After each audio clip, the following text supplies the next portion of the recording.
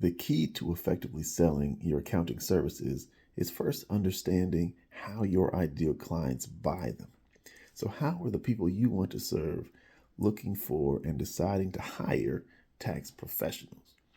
So, everyone's situation is different, right? If tax prep is different from uh, tax resolution, which is different from bookkeeping. So, everyone's situation is unique. But here's some commonalities. And you may have thought about some of these things, but are you optimizing for them is the question. Number one, I'll say this. The best new client is a satisfied old client.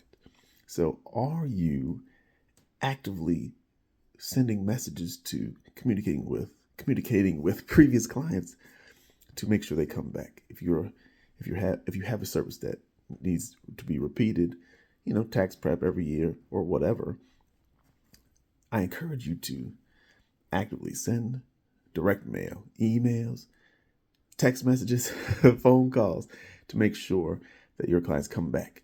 Make sure they're not seduced by other professionals who provide a competing service. Right? Don't assume they'll come back. Even if you did great work for them in the past, don't just assume they'll come back. There's always a temptation to go someplace else. Or there's always something tempting them to go somewhere else. Also, because here's the thing. Why do people buy? Number one, they when they have had a great experience, they will buy again. But you got to remind them.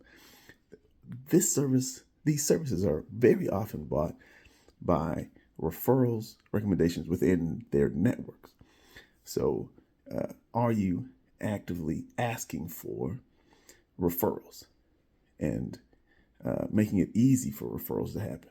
We talked in another video about having some kind of material, a book or a report, or even a YouTube video, something that you can use to give your clients that they can give to their friends for free, that will make it easy for them to refer you. If they meet somebody with a similar situation, similar problem, or similar opportunity, they can easily say, hey, you should talk to my guy. By the way, here's his book.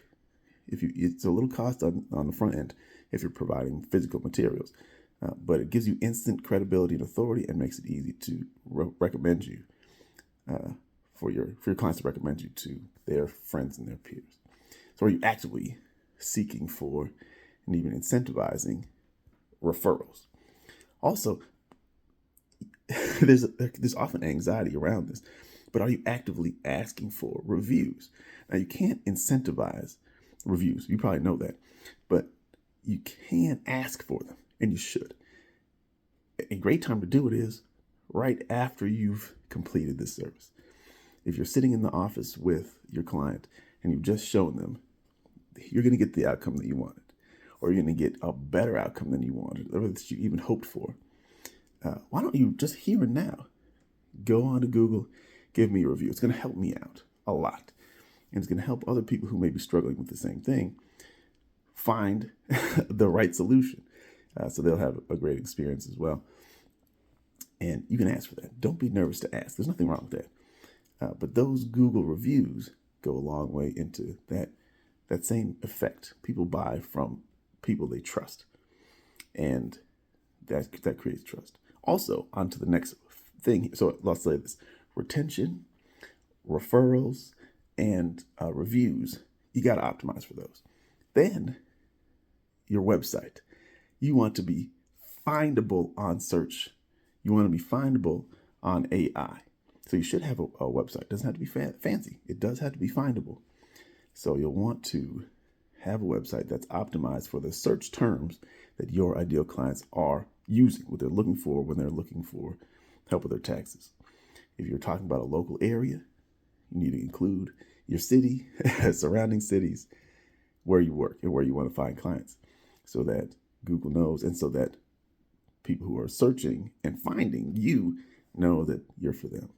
It's also helpful if you have a niche or choose a niche to use those keywords, optimize for those keywords on your website, in the content that you put on your blog, so that AI knows, and so that Google knows that they can serve that up to the right people.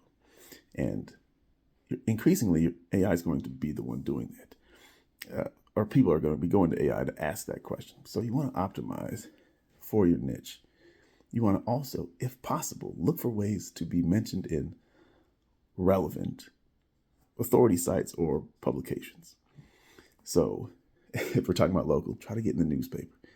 Try to get mentioned on the local Chamber of Commerce website. These things create backlinks, or they create visibility for search and visibility for AI. So you want to optimize for those. Plus, there's additional credibility for you. And if we're talking about a niche, get mentioned in on the websites of, in the newsletters of those niches. Those things often appear in search. Those things are often going to give backlinks, which can send people to you directly. And again, when you're the right person, because let's face it, most accountants and tax pros out there are not presenting themselves as specialists on something. So if you present yourself as a specialist, when people are looking for their specific need, they'll find you and they'll say, hey, this is the right person to help me. Especially, I mean, if it's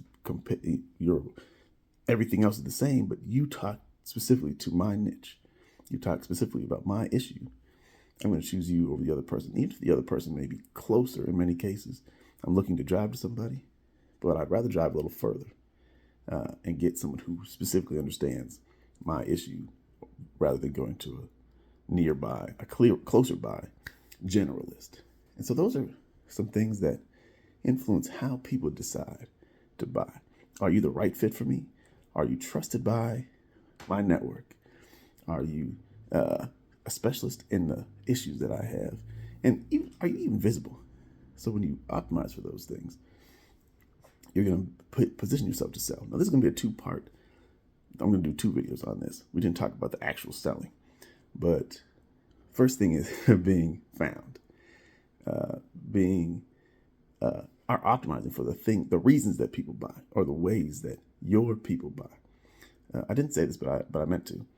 When you're looking for retention, not only should you be sending messages at tax time, for example, I encourage you to send messages throughout the year. Every week or every month, send a newsletter to make sure you're top of mind all the time, and so that you're not losing that relationship that you have with your clients. So look out for part 2 of this video coming soon. Until then, take care.